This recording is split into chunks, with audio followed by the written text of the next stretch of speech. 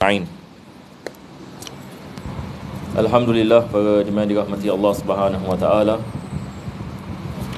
Pertama dan utama sekali kita memanjatkan kesyukuran kita kepada Allah dapat kita berkumpul di dalam tempat yang bahagia ini untuk menunaikan solat fardu zuhur.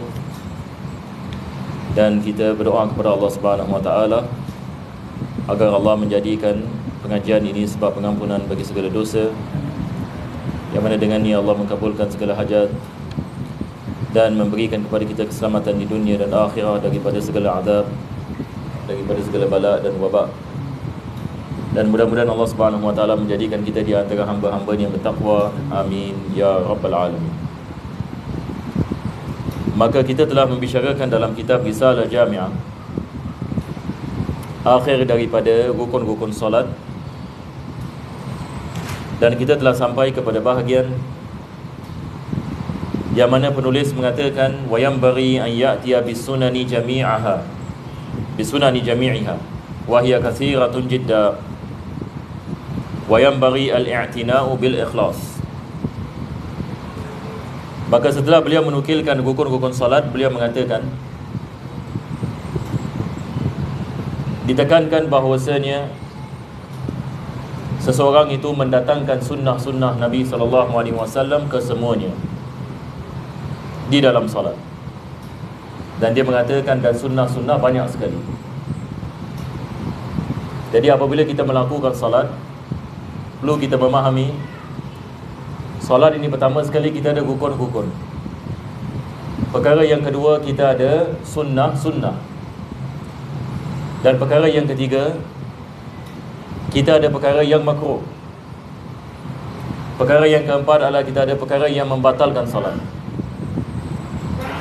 Dan juga kita ada perkara yang diharamkan dalam salat. Tetapi yang penting adalah kita mempelajari rukun-rukun salat supaya kita tahu bagaimana melakukannya dan supaya salat kita sah. Dan juga perlu kita mengetahui sunnah-sunnahnya supaya kita dapat mendekatkan diri kita kepada Allah Subhanahu wa taala dengan mengikuti Nabi kita sallallahu alaihi wasallam di dalam ibadah yang paling penting, iaitu salat. Jadi para ulama kita sangat mementingkan sunnah. Sebab sunnah ini seperti mana hadis qudsi yang masyhur mengatakan wala yatakarrabul abdu ilayya bin nawafil hatta uhibbah. Allah mengatakan tidaklah seorang hamba mendatangkan sunnah sehingga aku mencintainya. Maka para ulama kita mengatakan mendatangkan sunnah-sunnah Nabi SAW menjadi sebab Allah mencintainya. Dan kecintaan daripada Allah Subhanahu wa taala perkara yang besar. Apabila Allah mencintai seseorang, maka Allah akan menjaganya di dunia dan akhirat. Dan Allah akan membukakan baginya segala pintu-pintu kebaikan. Maka mendapatkan kecintaan daripada Allah adalah perkara yang merupakan maksud hidup kita. Maksud hidup kita adalah bagaimana kita nak mendapatkan kecintaan daripada Allah dan keredaannya dengan kita melaksanakan perintahnya dan meninggalkan larangannya dan beriman kepadanya. Dan salat seperti mana Nabi SAW mengatakan imaduddin man aqamaha faqad aqamad-din. Barang siapa yang mendirikan salat, dia telah mendirikan agama. Wa man hadamaha faqad hadamad-din wa man tarakaha faqad hadamad-din. Barang siapa yang meninggalkannya, maka dia telah membinasakan agamanya. Dan salat ni adalah tiang agama. Jadi mendirikan salat juga membawa makna mendatangkan sunnah-sunnah salat. Jadi seperti mana kita mengatakan wajib kita mempelajari rukun-rukun salat, maka juga penting kita mempelajari tentang sunnah-sunnah. Jadi sunnah dalam salat ini seperti mana penulis mengatakan banyak sekali. Sebahagian dari ulama mengatakan 450 sunnah dalam salat kita ada. 450. Jadi mungkin saya membicarakan sunnah-sunnah yang penting apabila kita melakukan salat. Pertama sekali, apabila kita mahu melakukan salat, maka cara berdiri kita dan cara kita meletakkan tangan. Sebab ini perkara yang pertama adalah qiyam. Kita memastikan kita berdiri dan kita berdiam. Dan apabila kita melakukan takbir, kita melakukan takbir dalam keadaan berdiri dan bukan berjalan. Sebab kadang-kadang ada jemaah ini melakukan kesilapan, dia nak kejarkan imam, dia takbir sambil berjalan. Ini tidak sah. Jadi pertama sekali kita mesti memastikan kita berdiri. Dan berdiri juga ada cara. Bagaimana kita nak berdiri? Berapa jauh jarak kaki kita? Ini juga disebutkan oleh para ulama. Sebab jarak kaki ini sama ada kita boleh buka sebesar-besarnya ataupun kita boleh menutup sekecil-kecilnya. Tetapi apakah cara yang betul? Cara yang betul seperti mana para ulama kita mengatakan, seperti mana yang dilakukan Nabi SAW adalah qadar shibr. Qadar shibr. Baik, ini shibr ini apa? Shibr ini adalah bahagian, kalau daripada ujung jari kita sampai kita punya wrist, ini shibr. Jadi kita boleh agak-agak berapa sentimeter. Jadi di antara kedua kaki, shibr. Jadi dia tidak terlalu besar dan dia tidak terlalu kecil. Tamam? Dia adalah kadar yang sedang. Dan Nabi kita SAW sentiasa melakukan perkara yang sedang. Kalau kita lihat ini sunnah-sunnah Nabi SAW, dia tidak ekstrim. Nabi mengajarkan kepada kita kesederhanaan. Ini kesederhanaan. Jadi apabila kita berdiri, kita memastikan kita berdiri kadar shibr. Taib, adakah disunatkan kaki kita menghadap kepada kiblat? Kita tidak ada hadis berkenaan dengan kaki ini mesti berdiri begini. Sebab lumrah manusia kakinya begini apabila dia berdiri. Bila kita menekankan jadi begini, kita tidak diriwayat berkenaan dengan kesunahan perkara ini. Maka kesunahannya adalah berdiri seperti biasa, kadar shibr. Apabila kita nak melakukan takbir, tangan kita ini bermula di sini, di bahagian tepi. Bilakah kita mula mengangkat tangan? Ini juga disebutkan oleh para ulama. Cara yang betul adalah kita mula mengangkat tangan dengan mula bertakbir. Yang misalan kita nak Allahu Akbar, tapi ini kadang-kadang kita juga tidak melakukan ini. Tapi cara yang betul adalah begini. Bila kita mengatakan Allah, tangan kita mula naik. Nampak tak? Ini maksudnya kita mengangkat dengan permulaan takbir. Jadi kita angkat Allah. Apabila kita tangan kanan kita sudah atas tangan kiri. Jadi bila kita melafazkan Allahu Akbar, maka kita mengangkat tangan daripada tepi. Yang ini tepi begini. Tapi saya duduk tangan kita maksudnya lepaskan. Bila kita angkat, apabila kita sampai ini kepada maksudnya tangan kita sudah berada di atas badan kita seperti ini. Jadi boleh faham insya-Allah ya. Jadi maksudnya bila kita mengangkat tangan adalah bila dengan kita mula takbir. Jadi biasanya kita takbir bagaimana? Biasanya kita gini kan, kita gini Allahu Akbar. Betul ke tidak? Cara betul adalah Allah, nampak tak? Dia daripada bawah. Allahu Akbar. Ini adalah cara yang pertama. Sama ada kita melakukan Allahu Akbar. Lagi satu cara, ini disebutkan oleh Imam Ghazali dalam Bidayatul Hidayah. Nanti insya-Allah kita akan sampai kepadanya. Dia membawa riwayat yang kedua. Riwayat yang kedua berbeza sedikit. Dia mula dengan Allah, lepas itu dia jatuh balik.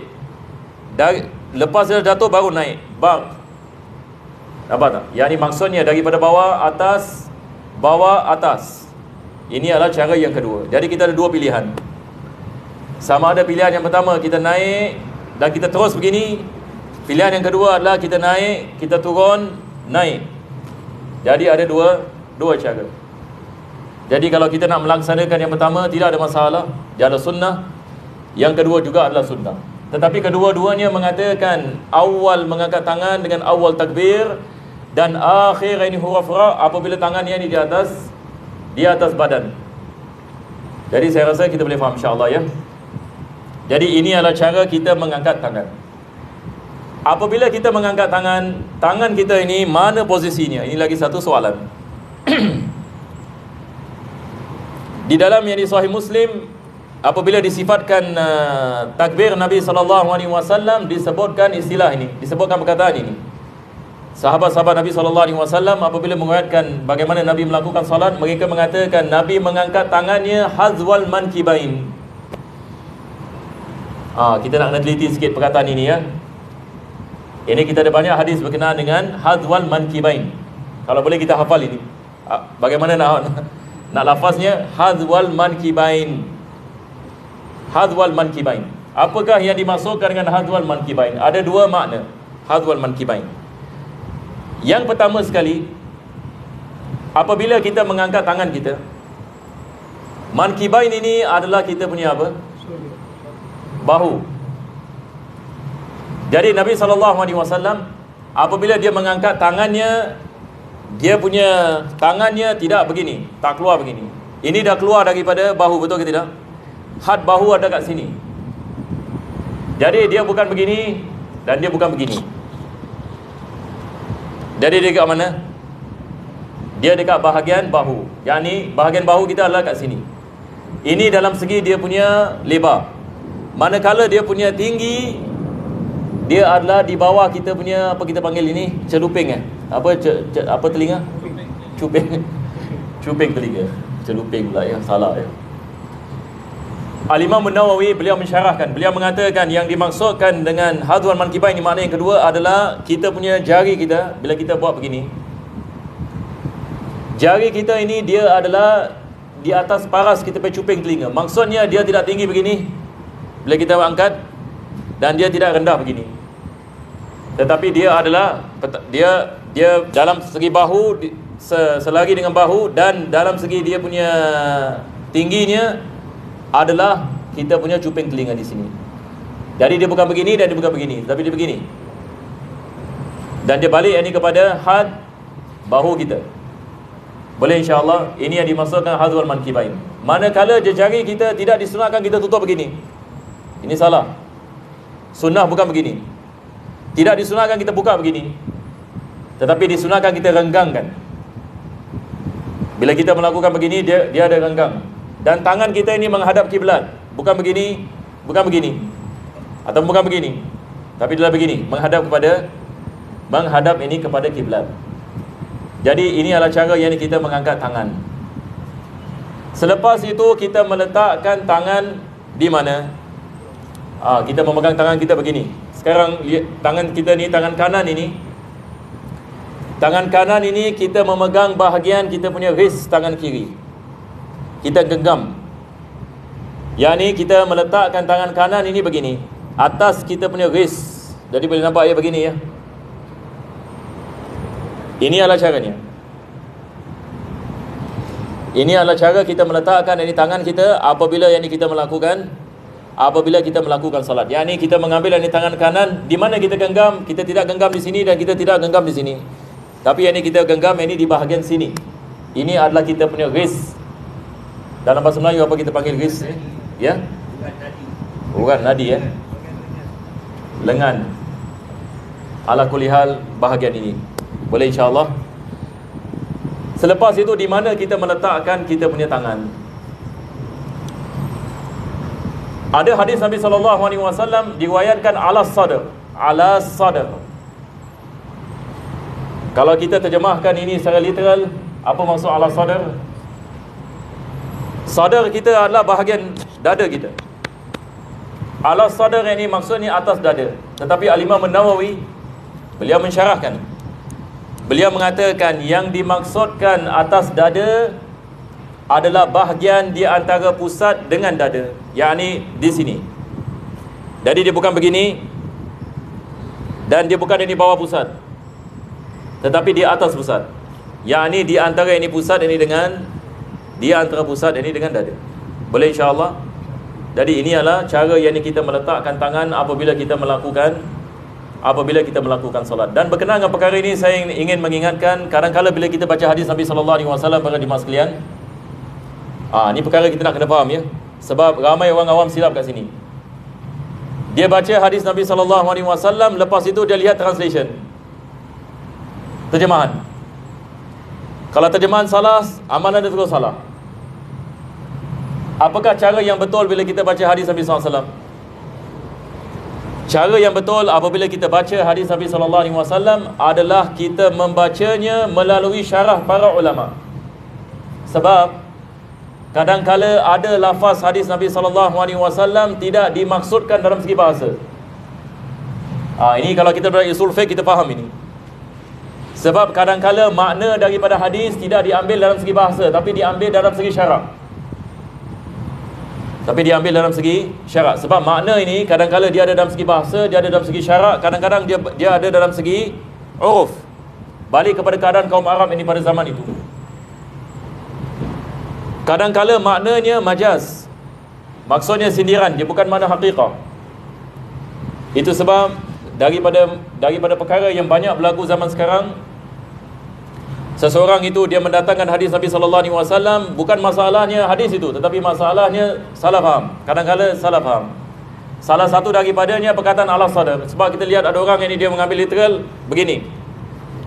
Kita menanyakan bagaimana ini awak salat begini, dia mengatakan ada hadis Nabi SAW, Allah sadar. Taib, kita mengatakan sekarang apakah yang ini makna yang ini Allah sadar? Itu ceritanya. Maka yang dimaksudkan adalah bukan begitu, tetapi yang dimaksudkan adalah di bawah. Jadi ini adalah daripada misal. Sama juga dengan hazwal mankibain. Kalau saya balik dictionary hazwal mankibain, saya akan buat begini. Hazwal mankibain. Kalau ikut kepada fahaman saya, hazwal mankibain, mana kita punya mankibain? Kita punya bahu di sini, jadi tangan patut kat sini. Tapi salah. Dia bukan begini. Tapi dalam segi bahasa begini. Yang dimaksudkan bagaimana kita faham ini, apa yang dimaksudkan hazwal mankibain, yakni sahabat bila mengatakan hazwal mankibain, yakni begini. Ini yang dimaksudkan, yakni kita punya, seperti mana saya mengatakan, yakni ibu jari ini dia dekat paras kita pergi cuping telinga.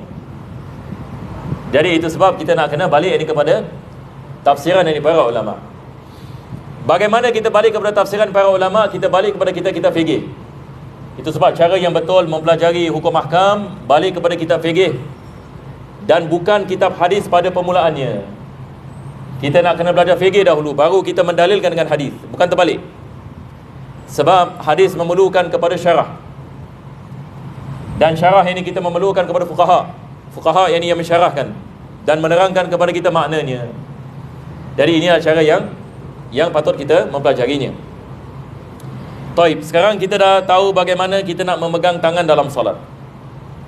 Selepas itu sunnah kita melihat dalam solat. Di manakah kita nak melihat? Sekarang kita melakukan solat, di mana kita nak, mata kita nak pandang kat mana? Disunatkan seperti mana Nabi SAW apabila dia melakukan solat, dia melihat kepada mahallus sujud. Sekarang bila kita melakukan solat, tempat kita sujud ini kita lihat kepadanya. Ini adalah yang paling afdal. Sunnahnya adalah lihat kepada tempat sujud, dan tidak disunatkan kita mengangkat mata kita begini, lihat ini kepada depan. Sebab kalau kita lihat depan, Masya Allah, lebih-lebih lagi kalau tak ada sutera di depan kita, kita akan lihat macam-macam. Betul ke tidak? Ini akan menghindarkan khusyuk. Tapi kalau kita konsentrate dekat satu pandangan, dia boleh menambahkan konsentrasi kita di dalam solat. Tidak disunatkan kita tutup mata. Ada jemaah pun tanya berkenaan dengan tutup mata. Satu orang yang ini dia solat, dia tutup mata, all the way tutup mata. Kalau tak ada sebab, makruh. Sebab kenapa? Sebab Nabi SAW diriwayatkan beliau melakukan salat buka mata, tidak tutup mata. Tetapi ulama kita mengatakan, melainkan kalau sekiranya di hadapannya ada benda-benda yang dapat melalaikannya, tidak ada masalah dia tutup mata. Misalan satu orang ini sedang melakukan salat, lepas itu di hadapannya misalan sesuatu sedang berlaku. Dia mengatakan, kalau saya tak tutup mata saya, nampak saya punya pemikiran balik ini kepada apa yang sedang berlaku di hadapan saya. Lebih baik saya tutup mata, jadi saya boleh concentrate sikit. Ataupun di hadapannya ada wanita yang tidak tutup aurat sebagai misal. Dia mengatakan, kalau saya tak tutup mata saya lihat kepada perkara yang diharamkan, maka ia boleh menjadi wajib. Yakni kalau nak menghindarkan seorang daripada melihat kepada maksiat. Tapi asal sunnah adalah kita membuka mata, dan kita melihat ini ke bawah. Melainkan kalau kita di hadapan Kaabah. Kalau kita di hadapan Kaabah, kita ada dua pendapat dalam mazhab Syafi'i. Sama ada kita lihat kepada mahallus sujud, tempat sujud, ataupun kita lihat kepada Kaabah. Sebahagian ulama mengatakan lebih afdal lihat kepada Kaabah. Kita ada khilaf. Mana lebih afdal? Lihat kepada Kaabah, maksudnya kalau kita betul-betul kat depan Kaabah. Adakah disunatkan kita lihat kepada Kaabah ataupun kita lihat di tempat sujud? Pendapat yang mu'tamad dalam mazhab Syafi'i, lihat kepada tempat sujud. Pendapat yang mu'tamad. Walaupun di hadapan Kaabah. Tapi sebahagian ini ulama kita seperti guru kita Habib Salim Syatri, beliau mengatakan lebih afdal lihat ini kepada Kaabah. Kenapa? Sebab lihat kepada Kaabah ibadah. Sebab Kaabah berbeza ya. Beza dengan lihat kepada tembok. Lihat kepada tembok tak ada apa-apa. Tapi lihat ini kepada Kaabah itu sendiri adalah ibadah. Itu sebab kita ada doa lihat Kaabah. Yani kita bila masuk Masjid Haram, pertama sekali bila kita lihat Kaabah, apa kita mengatakan? Allahumma zid hadzal baita syarafan wa ta'zima. Ya Allah, tambahkanlah al-bait ini, Kaabah ini, keagungan dan kebesaran. Ini daripada doa kita baca. Baik, selepas itu yang ini sunnah ini dalam salat. Apabila kita nak melakukan rukuk, sekali lagi yang ini kita mengangkat tangan. Jadi tiap-tiap kali kita mengangkat tangan hazwal mankibain, seperti mana kita mengatakan hazwal mankibain. Dari dalam salat ini ada 4 tempat yang disunatkan kita mengangkat tangan. Pertama sekali adalah daripada qiyam kepada rukuk, yang kedua adalah daripada rukuk kepada i'tidal, yang ketiga adalah takbiratul ihram, yang keempat adalah daripada tahiyat awal naik kepada rakaat yang ketiga. Ini adalah 4 tempat disunatkan kita mengangkat tangan. Baik. Selain daripada itu, disunatkan kita mendatangkan surah selepas Fatihah. Dan surah pada rakaat yang pertama disunatkan lebih panjang daripada rakaat yang kedua. Dan juga surah pada rakaat yang pertama disunatkan kita meraihkan tertib. Jadi kalau kita baca surah Duha pada rakaat yang pertama, jangan kita baca surah Syams pada rakaat yang kedua, sebab kita dah melanggar tertib dah sekarang. Elakkan daripada kita baca suratul Ikhlas rakaat yang pertama, rakaat kedua kita baca Al-Kafirun. Tapi solat sah. Tapi apa masalahnya? Masalahnya tidak meraihkan tertib. Meraihkan tertib dalam surah adalah sunnah. Dan juga rakaat yang pertama surahnya lebih panjang daripada rakaat yang kedua. Dan kita ada surah-surah yang dibaca oleh Nabi SAW. Sebagai misal, disunatkan pada hari Jumaat pagi, walaupun ini sudah tidak diamalkan lagi. Di Singapura sudah tidak diamalkan lagi. Sama masjid-masjid Singapura tidak mengamalkannya. Saya harap insyaAllah Masjid Khalid satu hari kita nak kembalikan sunnah ini. Pada rakaat yang pertama Sajdah, pada rakaat yang kedua Al-Insan. Jadi saya nak menanyakan, ada tak di Singapura mengamalkan ini? Rakaat yang pertama As-Sajdah, rakaat ini yang kedua Al-Insan. Al-Insan, hal ata 'alal insani hinun minad dahri lam yakun syai'an madhkura, sampai habis. Biasanya apa yang diamalkan adalah surah Sajdah dipotong 2. Ini yang biasa diamalkan. Tetapi ini sunnah Nabi SAW tiap-tiap minggu tanpa berbeza, beliau mendatangkan rakaat yang pertama Sajdah, rakaat yang kedua adalah Al-Insan. Ya saya? Al-Insan. Imam Zubair mendatangkan. Masya Allah. Dari Masjid Khalid sahaja. Saya rasa. Ya, di masjid mana? Istighfar. Rakaat kedua Al-Insan. Alhamdulillah. Jadi saya salah ya tadi, minta maaf. Maksudnya ada juga yang ini di Singapura. Di Singapura ini mengamalkannya. Manakala solat Jumaat ini misalnya Nabi SAW baca rakaat yang pertama, sama ada dia mendatangkan Sabbihisma rabbikal a'la, rakaat yang kedua hal ataka hadisul ghasyiyah, ini yang biasa kita bawa dalam solat Jumaat, ataupun ini pada rakaat yang pertama surah Al-Jumu'ah, rakaat yang kedua surah Al-Munafiqun. Ini pun jarang ini didatangkan. Zaman sekarang kita datangkan Sabbihisma rabbikal a'la dengan Al-Ghasyiyah pun orang komplain. Orang cakap lama, panjang sangat. Apa lagi